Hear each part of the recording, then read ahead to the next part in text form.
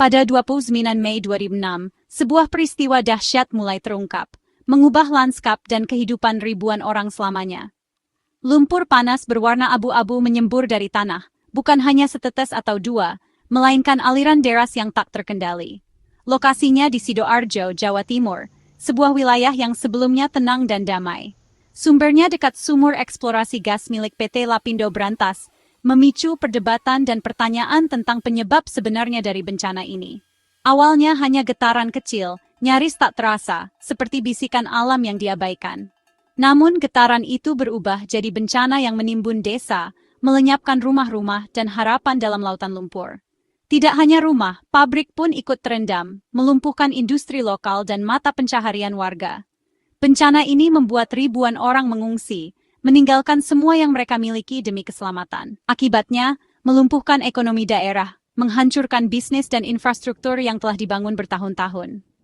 Aliran lumpur tidak pernah berhenti, terus menggerogoti tanah dan menelan apapun yang menghalangi jalannya. Lumpur ini menelan kenangan dan masa depan, merenggut stabilitas dan kepastian hidup dari ribuan orang.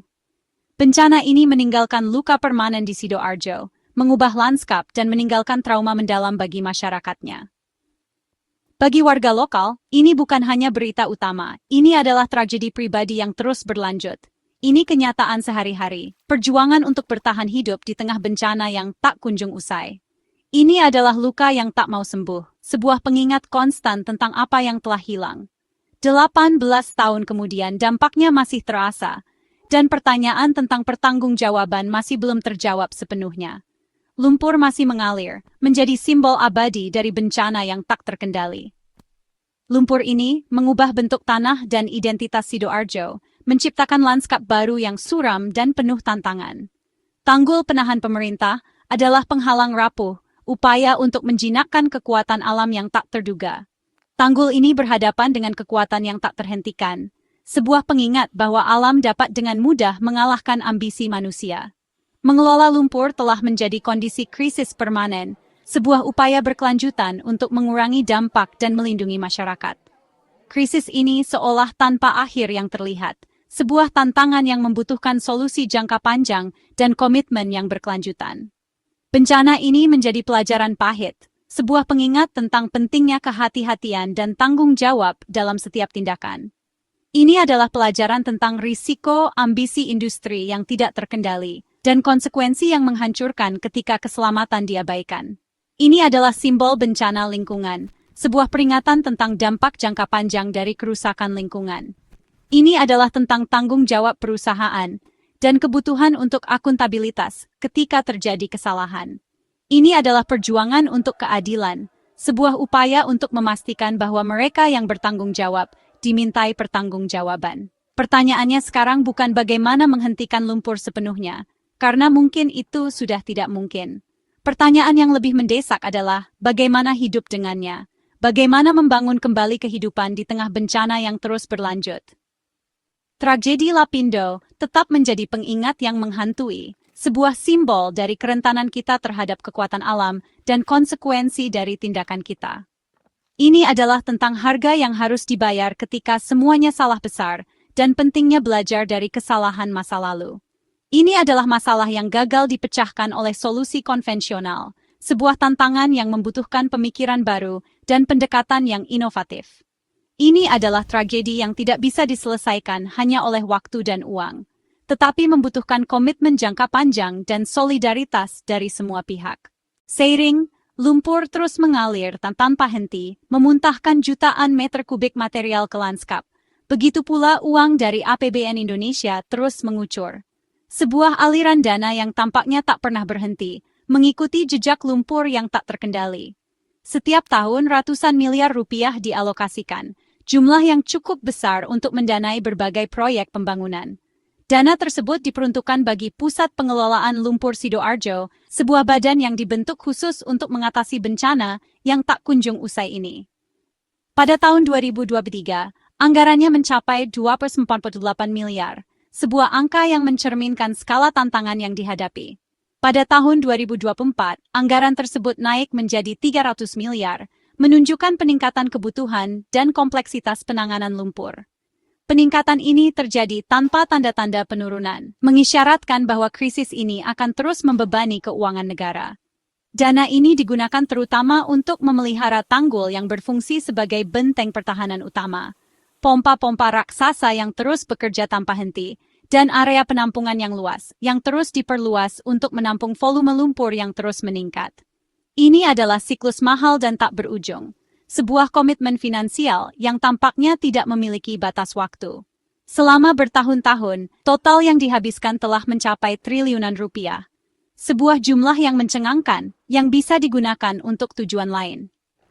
Negara sekarang seolah menjadi penjaga gunung berapi buatan manusia ini, terkunci dalam rutinitas manajemen krisis yang melelahkan dan mahal. Pengurasan keuangan yang besar ini bersaing langsung dengan prioritas nasional lainnya yang mendesak, seperti pembangunan infrastruktur yang sangat dibutuhkan, peningkatan kualitas pendidikan, dan peningkatan layanan kesehatan bagi seluruh masyarakat. Lumpur Lapindo telah menjadi pos anggaran permanen dalam APBN, sebuah beban yang terus ditanggung oleh negara. Ini adalah sungai uang yang tak pernah berhenti mengalir, mencoba menandingi sungai lumpur yang terus meluap. Pertanyaannya tetap menggantung di udara, sampai kapan situasi ini bisa berlanjut? Sampai kapan negara mampu menanggung beban ini tanpa mengorbankan prioritas pembangunan lainnya? The Indonesian Parliament, or DPR, is taking a closer look at the Lapindo budget. They're asking some very difficult questions about where the money is going and whether it's being used effectively.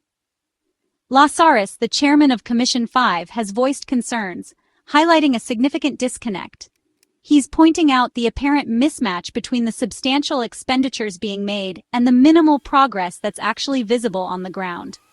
The slow pace of construction and the lack of tangible results are raising eyebrows. He's directly challenging the Ministry of Public Works, demanding that they justify their current strategy and explain the reasoning behind their approach. He's emphasizing the need for a long-term solution, a comprehensive plan that addresses the root of the problem, rather than just endless and seemingly ineffective maintenance. The core issue remains: is this simply a pattern of expensive containment, a costly effort to manage the symptoms, or is there a genuine, well-defined plan in place that will lead to a real resolution of this ongoing crisis? This parliamentary oversight is crucial, forcing the government to defend its methods, to provide justification for its actions, and to seriously consider alternative strategies that might prove more effective in the long run. After 18 long years and trillions of rupiah spent, a staggering amount of investment, why are we still struggling with the same fundamental problems, seemingly trapped in a cycle of repeated challenges? The pressure is steadily mounting, creating a demand for a fresh approach, a new strategy that can finally break the cycle. The community is demanding more than just containment, more than just managing the disaster. They are demanding a resolution, a final solution that will bring closure to this long and painful chapter. The status quo is simply no longer sustainable. The current situation cannot continue indefinitely. Political will may soon force a new chapter in the Lapindo saga, signaling the beginning of a new phase in this ongoing story. Tariptime no ponlinga. Sebagian besar anggaran mendanai operasi pemompaan besar-besaran. Pompa-pompa kuat memindahkan lumpur dari kolam penampungan ke Sungai Porong, lalu ke laut. Ini adalah proses yang mahal dan boros energi yang tidak pernah mengatasi sumbernya, hanya memindahkan masalah. Pompa adalah garis pertahanan terakhir, jika jebol akan menjadi bencana. Tapi memompa lumpur ke laut menimbulkan kekhawatiran lingkungan bagi kehidupan laut dan masyarakat lokal. Ini adalah perbaikan sementara yang telah menjadi permanen, menukar satu krisis dengan krisis lainnya.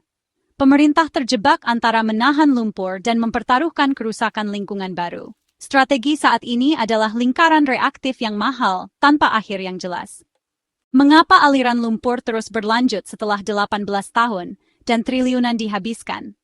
Bencana ini adalah peristiwa geologi yang berkelanjutan gunung lumpur yang tidak bisa begitu saja ditutup. Kebingungan awal tentang tanggung jawab menunda tindakan tegas, mengalihkan fokus dari menghentikan sumber ke mengelola konsekuensi. Skala yang sangat besar, lebih dari 6 km persegi lanskap baru membuat solusi apapun menjadi menakutkan. Risiko teknis untuk menyumbat sumbernya tinggi, kegagalan dapat memperburuk bencana. pihak berwenang telah memilih jalur yang lebih aman penahanan daripada perbaikan berisiko. Inersia institusional menjaga sistem saat ini tetap berjalan, dengan anggaran dan rutinitas tahunan. Model manajemen dapat diprediksi, tetapi tidak memuaskan. Keluar dari normal baru ini adalah tantangan tersulit. Setiap rupiah yang dihabiskan untuk Lapindo adalah rupiah yang tidak dihabiskan di tempat lain. Anggaran tahunan bisa membangun jalan, sekolah, atau rumah sakit di seluruh Indonesia. Biaya peluang itu nyata. Pengurasan Lapindo berarti infrastruktur yang tidak dibangun dan potensi yang tidak terrealisasi. Para pembuat kebijakan harus menimbang kebutuhan Sidoarjo dengan pembangunan nasional. Apakah penahanan tanpa akhir adalah penggunaan dana publik terbaik? Beberapa berpendapat untuk menerima lumpur sebagai permanen dan beralih ke penahanan jangka panjang, membebaskan sumber daya untuk manfaat yang lebih luas.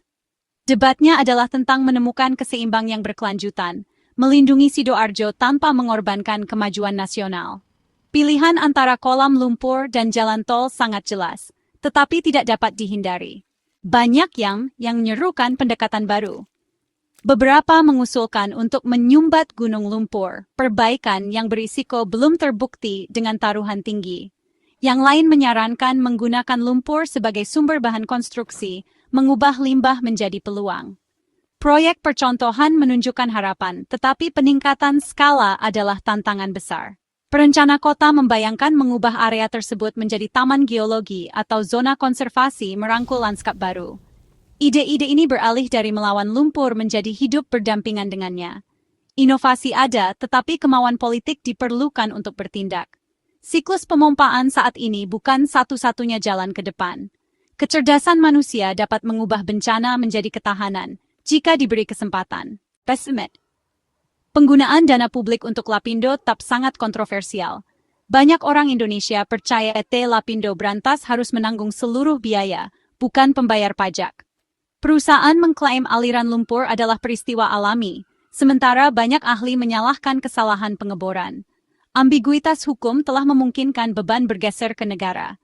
Pemerintah bertindak untuk mencegah bencana yang lebih luas. Tetapi frustrasi publik tetap ada.